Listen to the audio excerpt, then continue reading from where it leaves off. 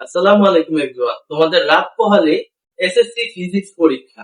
আর এই ফিজিক্সে মাত্র একদিনে তোমাদের যাদের প্রস্তুতি খারাপ, মাত্র একদিনে কিভাবে এ প্লাস নিশ্চিত করতে পারবা অথবা ভালো একটা মার্ক অর্জন করতে পারবা তাই নিয়ে আজকে ক্লাসটি। তাহলে কথা না বাড়িয়ে চলো শুরু করি। দেখো, ফিজিক্সে সর্বপ্রথম এ প্লাস পাওয়া, যদি তুমি ভালোভাবে একটু ট্রিক্স খাটায় করতে পারো, এ প্লাস পাওয়া একদম ইজি। যেমন সিকিউতে সিকিউতে কি করবা ভাইয়া?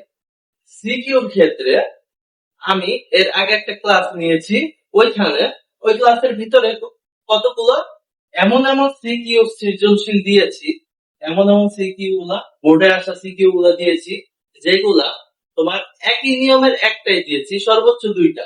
তো মানে ওইগুলা করলে তুমি কি করতে পারবা? সবগুলা, তাহলে সবগুলা কি কভার হয়ে যাবে, যতগুলা টাইপ আছে ওই একটা সূত্রের উপর সবগুলো কভার হয়ে যাবে। তাহলে আগের যে সাজেশন আছে ওই সাজেশনটা তুমি পড়লা, ঠিক আছে?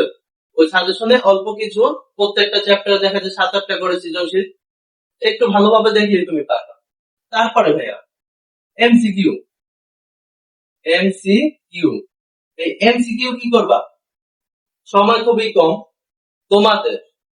এই পর্যন্ত বোর্ডে যে এমসিকিউ গুলো আসছে না, প্রত্যেকটা চ্যাপ্টার ধরো দ্বিতীয় অধ্যায় বের করলাম, এর কোন স্কুল কলেজ না, শুধুমাত্র বোর্ডের যে এমসিকিউ গুলা এগুলা ভালো করে সলভ করবা।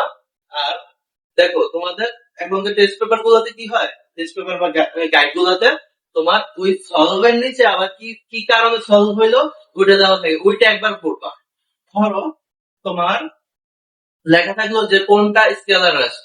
এখন স্কেলার রাশি কোনটা, এটা তুমি অপশন তো তুমি দেখে নিলা, কিন্তু নিচে যার কয়েকটা উদাহরণ অথবা এর সংজ্ঞা সহ দেওয়া থাকে, ওইটা যদি তুমি একবার পড়ে নাও, ওই টাইপের যদি অন্য উদাহরণ দেয় তাও তারপরেও তো তুমি পারবে। এরপর শর্ট কোশ্চেন যেটা আছে, আচ্ছা শর্ট কোশ্চেনটা কি করবে ভাইয়া? শর্ট কোশ্চেন গুলা অবশ্যই তোমাদের বিগত বছরগুলোর যে খ নাম্বারটা আছে না, এই খ নাম্বার প্লাস বই থেকে হালকা পাতলা একটু বেসিক ক্লিয়ার করে যাবা, সূত্রগুলো ভালো করে দেখে যাবা, এর মধ্য থেকে খ নাম্বার আসবে। তাহলে আজকের মতো এখানে বিদায় নিচ্ছি। আর পরবর্তীতে এরকম আরো শর্টকাট এবং সাজেশন ক্লাস পেতে অবশ্যই ভিডিওটি লাইক দিয়ে চ্যানেলটি সাবস্ক্রাইব করে রাখো। আল্লাহ হাফেজ।